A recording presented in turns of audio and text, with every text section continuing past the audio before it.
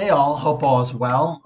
This is another video in the Road to Grandmaster series. And in this video, I'm going to be covering my round 9 game of the Bay Area International, which was in January.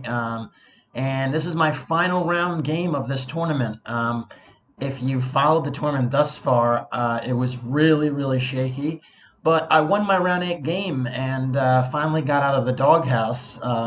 The proverbial doghouse, as I like to put it, and was playing someone very relatively close to me in rating, a really talented international master named Andrew Hong. I think at the time he actually wasn't quite an IM yet. He had all his norms and the rating, it just wasn't officially conferred. That has to happen through the World Chess Federation, known as FIDE. But he was already had hit the 2400 mark, and and he's not, also, I didn't even realize, because he's about 6 feet. He's like 6'1" or 6'2", but he's actually only like 15 years old, 14 to 15 years old, which was just scary to me when I learned that. Because he's so tall and he's like just a baby. Yeah, very promising future ahead of him. In any case, I was feeling pretty good. I was like, always nice to try and end the tournament on a win. Let's just try and get it. So I really prepared hard for this game, and I thought I saw a little flaw in his repertoire, and I went for it. So anyways, I opened with d4, d5, c4, e6, and I saw that Andrew Hong was playing e6 pretty exclusively, against c4, d4, and c4, and particularly the triangle system, which actually happened after knight c3 and c6. And the triangle system is actually a pretty interesting move order. Now, it's called the triangle because of this triangle of pawns.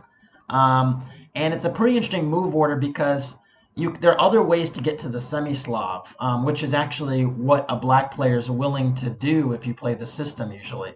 The semi-Slav occurs after knight f3 and then knight f6. And now here, I could play e3 or bishop g5. And these are all semi-Slav lines. Again, the main theme is the triangle of pawns. So the thing that I was wondering is, why is he going to the semi-Slav via this move order?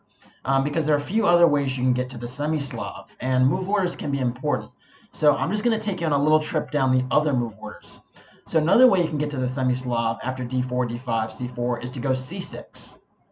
And after c6, knight c3, knight f6, and knight f3, you can go e6. But along the way, you're actually allowing the exchange variation. And the exchange variation is known to be kind of a thaw in black's cap, I guess you could say, or a thorn in black's cap, to the extent that, it's just completely symmetrical. White has a move up, and it's very frustrating to play against this. So I think he doesn't like to go to the semi-Slav via this move order because he doesn't like the exchange. So that's one thing. Then the other way you can go is actually via e6, and after knight c3, knight f6, you can go like this, and then after knight f3, now c6. So the question is, why doesn't he like this move order? And I think the reason he doesn't like this move order is because now white can go for an exchange variation, and these systems, the Queen's Gambit exchange, are very different for the semi-Slav player, and maybe he just doesn't want to go for this line.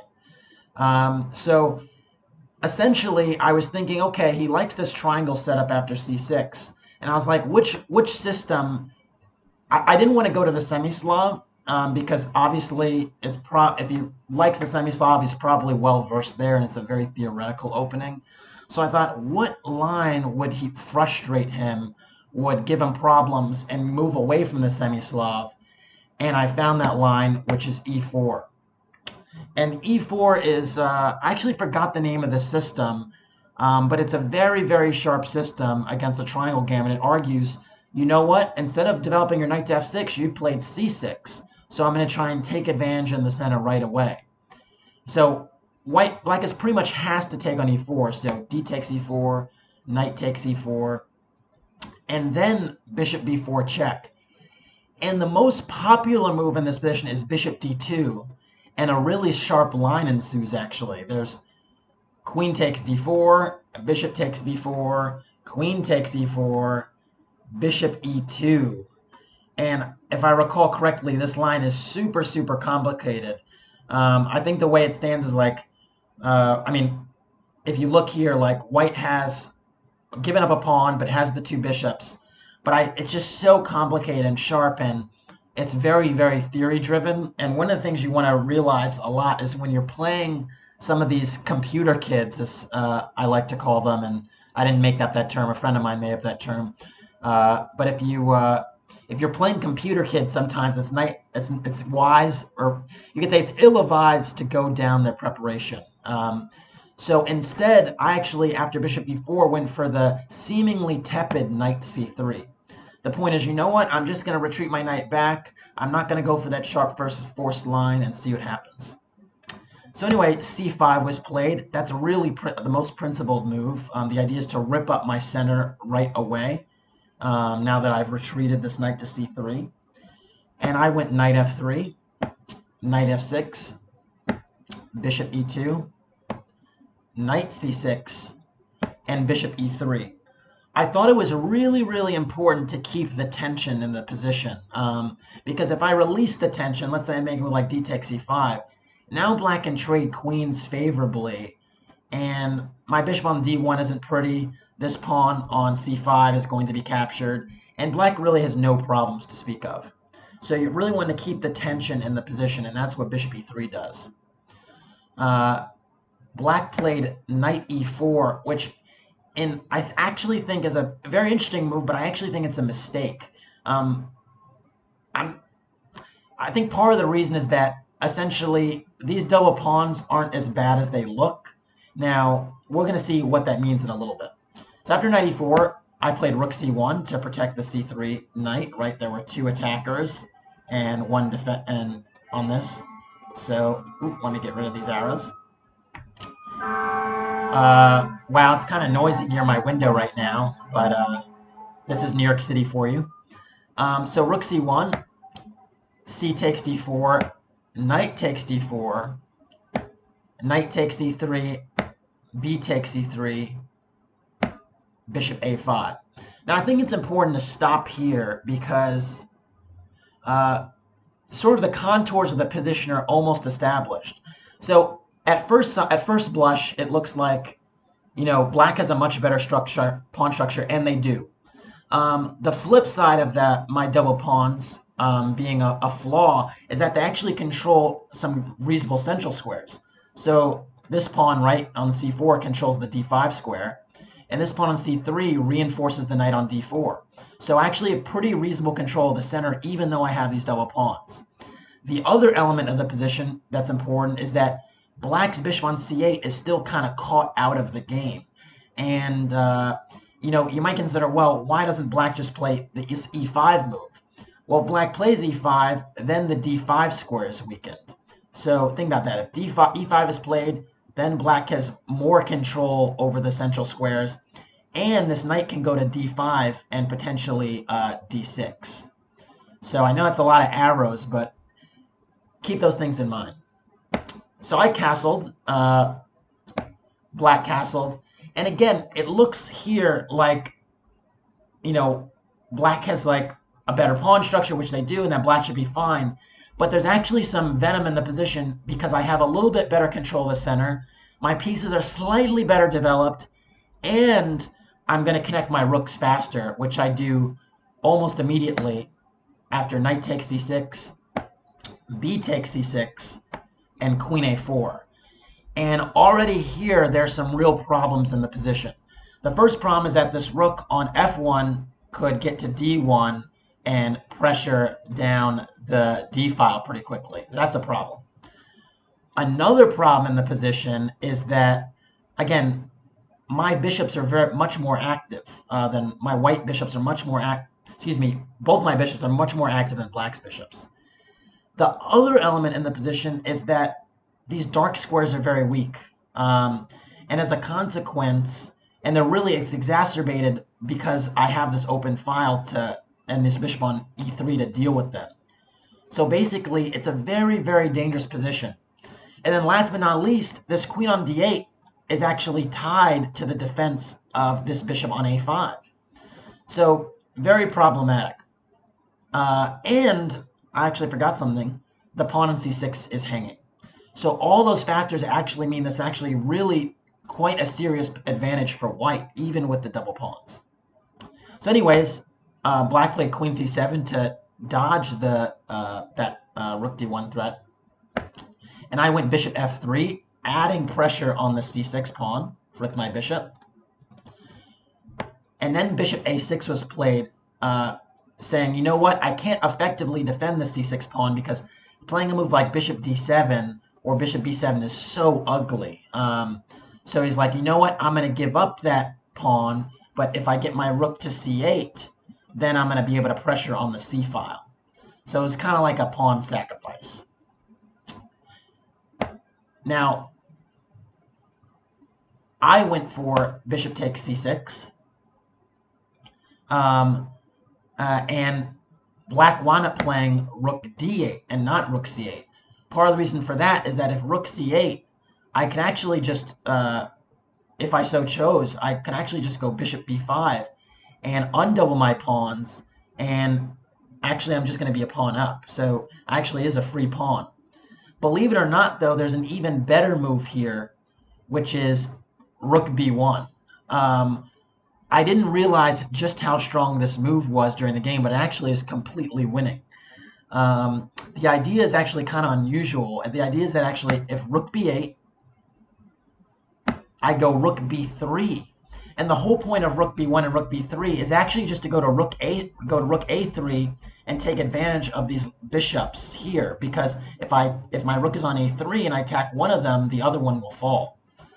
Now, you might say, well, okay, black can deal with this by playing bishop b6. Well, not actually, because after bishop b6, c5, the bishop on b6 is actually trapped. So that doesn't work. Or actually, even clearer than that, the a6 bishop is hanging, so the bishop can't retreat. So that's one problem. The other huge problem is that after rook takes b3, the natural move, a takes b3, now the a file is open, and this rook can swing to the a file and double up on the bishops. Amazing concept. And note that this bishop on a5 still can't move because the one on a6 is hanging. And so if you move this bishop away, now I go b4 and I trap the bishop on b6. So kind of amazing concept that I just missed. Rook b3, rook a3. Very interesting rook lift. And it would actually win on the spot. So I played bishop takes c6, rook a d8, and then I went rook f d1. And I felt really good here because I'm a pawn up. They are double pawns, but black still has this problem of these bishops being very precarious on the a file, and it means that I'm going to have really good pressure on them. So playing rook d1, I was just controlling the d file, keeping everything together. And the other thing that black is going to have to worry about is this a7 pawn, because the queen is a little bit overloaded guarding the c5, the a5 bishop and the a7 pawn. So bishop c8 was played, getting that bishop out of the way. It's kind of a sad and ugly move to make, but the problem is it was loose in so many lines, and it meant the a5 bishop was paralyzed. And I think you can see from here, it's pretty clear who's in charge. Because again, we have a situation where my bishops are so active and blacks are kind of just not doing so well. So I played rook d4. I thought that was a really clever way to keep the tension on the file. Now, I actually do have a video in my Chess Secrets You Wish You Knew series that talks about opening, like basically files for rooks. And I think I called it like win a file, win the game, or something along those lines. And I encourage you to watch that video, because in this position, I think there's a lot of players out there that would that maybe consider taking on d8. But the issue is if you take on d8, you're just giving black the d file. And why would I want to do that? So the point is with rook d4, I'm trying to vie for control of the file while keeping the tension, which is a very important skill. And note that taking on d4 is undesirable because now you'd help me undouble my pawns.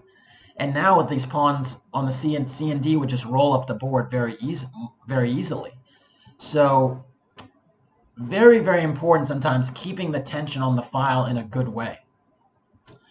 So anyways, rook d4, queen e5 was played. By the way, note that e5, you might say, well, why don't I challenge the rook again? Actually, again, if you play e5, I just get another outpost for my rook, which is the d5 square, the rook d5. And now this bishop on a5 is a huge, huge target. So tough position. So queen e5 still protects the a5 bishop, but doesn't do anything to solve the problem of me controlling the file. I played rook cd1, just doubling on that file, keeping the pressure on. Note that the c3 pawn is not hanging because it would mean that the rook would hang, so you can't actually take on c3. And this is pretty much total domination. Look at the difference between this bishop and this one, right? Look at the difference between this one and this one. Even look at the difference between the rooks. It's just, a huge issue right now that black is facing, where white is so active. So black played a6, kind of an ugly move to make, but I think in some lines black was maybe concerned about my bishop picking it off, so moved it off that square. And then I actually played g3. The reason I played g3 is because I was a little bit concerned about having a back rank problem here, and at least by playing g3 I solved that, and I can afford to make that move because I have such a dominant position that I actually don't have to rush. I don't have to rush with taking on d8. I just don't have to rush with anything. So very nice that I'm able to do that. Now queen c7 back, a very, very ugly move to make, but maybe just a sad reality of the position. After g3, I was also even threatening a move like bishop f4, and maybe that was what was concerning black. I don't know. So queen c7, rook 1 d3. You might argue that there were stronger moves to play, but actually what I really liked about this is that I protect the c3 pawn, because now that the queen is back on c7, black was actually threatening to take the c3 pawn. So with rook 1 d3, I just protect the c3 pawn and I just chill for a moment. I'm just basically asking black, what are you trying to do? Show me something. So black actually went back with queen e5, and I was like, wow, okay, black has no real plans here. And now I decide to move forward, and I played c5, which is a really funny little move because it breaks the connection between the queen and the bishop. And note that queen takes d5 is impossible because a rook takes d8, and now this bishop is catching the queen. So because of that, black went bishop c7 just because the bishop needed protection. And now you can see that these double pawns are actually starting to work for me. So now I played rook takes d8. Bishop takes d8 was played. Note that if rook takes d8 is played, I might play rook takes d8, bishop takes d8, and then a move like bishop b7, funnily enough. And the point is that now my queen is actually threatening checkmate here, and I'm hitting the bishop on c8, and it's just nothing you could do. You're going to lose material. So because of that, bishop takes d8 is kind of forced. Or excuse me, yeah, because of that, bishop takes d8 is forced after rook takes d8. And you can see here my rook on d3 is controlling the d file. I still have these active pieces. I'm a pawn up. Everything is good. So here I played bishop d7. And the reason is, you might say, why would you give up that light squared bishop that is really dominating the opponent? And the reason is you trade one advantage sometimes to take advantage of another one. And my point is if once I trade these bishops, I'm able to clear the way for my c pawn. My c pawn. Yeah. So essentially the point is that I want to get rid of my bishop, get that out the way, and then just push the c pawn. So queen f5 was played, hitting my rook. I went rook d1, and then bishop f6, trying to get some activity. And then I took and just played queen takes a6. And you might say this is a touch materialistic, but the point is now I'm 2 pawns up, and even though my double pawns look kind of weird, they're still going to be ushered up the board slowly but surely. The other issue is that black still has back rank problems. So black will have to contend with these black rank problems as long as they exist. and I might be able to get some type of threat because it means that the rook on c8 kind of needs to stay on the 8th rank. So after queen takes, e5 was played, protecting that rook. And then I went queen b7. It's kind of a creeper move. The idea is just to continue to help this pawn move up the board. And now I'm trying to play c6. Queen e6 was played. a4. And it's like, okay, you stopped c6 as a move, but now I can run the other pawn up the board. And it's just a losing position. Bishop d8. Rook d7. I was really like this move because it breaks the connection of the queen and the rook. And you notice this has happened twice now. We saw it with the queen on e5, trying to protect the bishop on a5 earlier, and then I broke the connection with the c5 move. And now you can see the rook breaking the connection between the queen and the rook. The white rook breaking that connection. So very, very annoying. Now rook b8 was played. And then I actually just played queen takes b8. I mean, I'm happy to trade the rooks here because after queen takes d7, I still have this massive advantage. So now I went queen d6. Note that taking on a4 is impossible because the d8 bishop is hanging. Queen c7. King f1. And I was like, you know what? I could trade queens right away, but I'm going to bring my king in.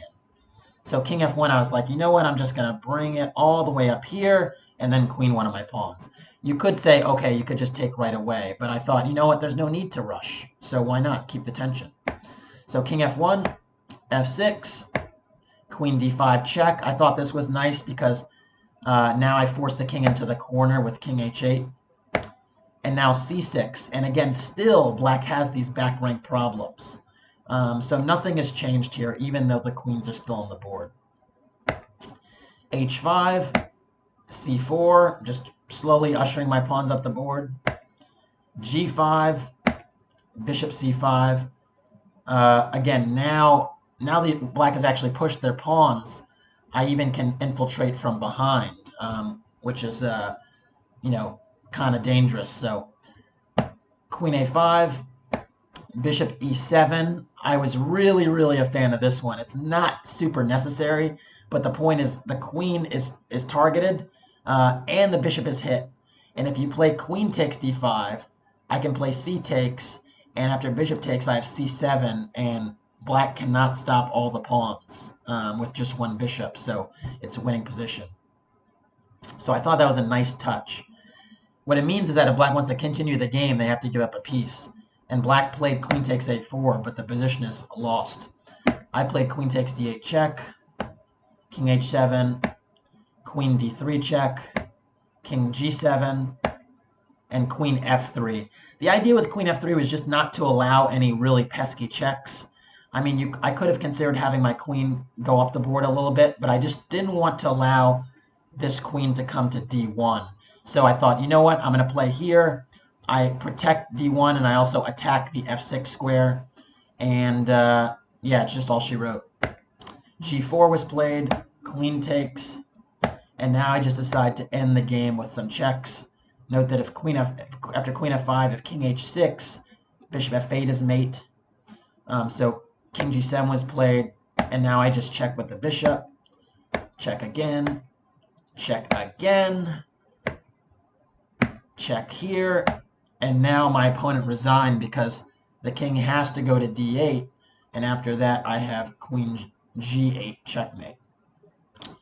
So I was very happy to win this game. It was really nice to end the game, end the tournament with a win, especially after I struggled throughout.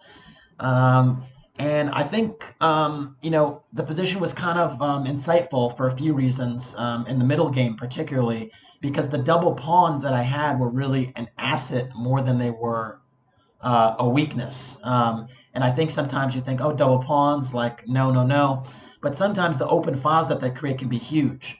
And then the other thing is my lead in development also offset the double pawns. So all those things meant that white actually was better in that position, even with that structural deficit.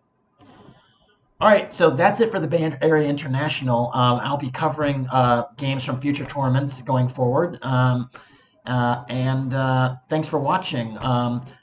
If you like what you saw, please subscribe, or you can even support the Grandmaster journey by checking out, making a donation with the description in the bio. Thanks. Have a good one. Peace out.